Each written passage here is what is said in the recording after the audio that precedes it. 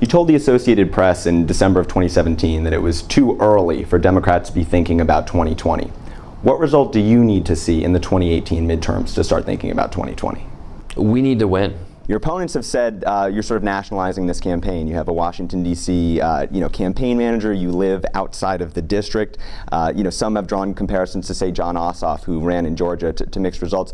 How do you feel about the claim that you're nationalizing this House race? If you filled up your gas tank recently, you've no doubt noticed a 20 to 30 cent increase at the pump. This week we bring you an exclusive report on why gas prices are not only rising higher, but why geopolitical tensions could lead to an even larger spike in gas prices this summer. What about him do you think was so attractive to millennials and the impact that he'll have way beyond 2016? I think that Bernie Sanders was seen to be very authentic, that we, my generation, really want to identify with a candidate, even though he was a 74-year-old, Grandpa. elderly gentleman. A 74-year-old New Yorker, yeah. That's right. But he came across as very authentic. He had a message that resonated with a lot of young people. It really looked towards hope for the future, not unlike Barack Obama had 4 and 8 years ago.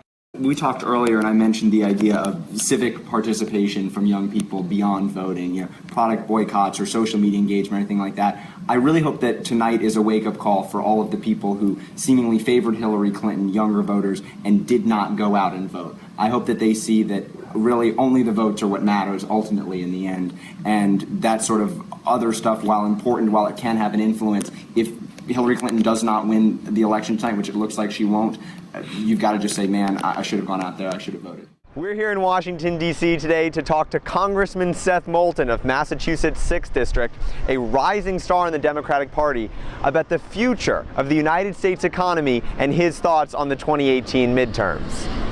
We met in his Capitol Hill office. Congressman Moulton, who is in his 2nd term in Congress, has a unique backstory. With 3 degrees from Harvard, serving 4 tours in the Middle East as a Marine, Moulton was the only Democrat to defeat a Democratic incumbent when winning his seat in the House during the 2014 election year. But my wide-ranging interview with him began with his views on the future of the U.S. economy. The economy is changing very quickly, and a lot of people are being left behind. And we hear about this, especially in the Midwest, but actually in the majority of counties in America, people just aren't keeping up with the economic changes. And it's not driven by immigrants taking jobs, it's robots, it's automation, it's jobs being automated out of existence. And not just the factory jobs that we think of, but I mean, even lawyers are losing their jobs to automation these days. Any discussion about the future of the economy would be incomplete without speaking about the impact on jobs and U.S. workers.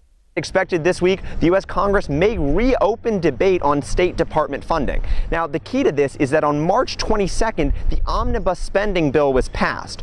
Congressional Republicans now want to reopen debate on certain parts of that measure. However, not everyone, even in their own party, agrees with this. Representative Tom Cole, Republican of Oklahoma, a member of the House Appropriations Committee, believes that this would be, quote, unprecedented and dangerous. We may never have another deal again.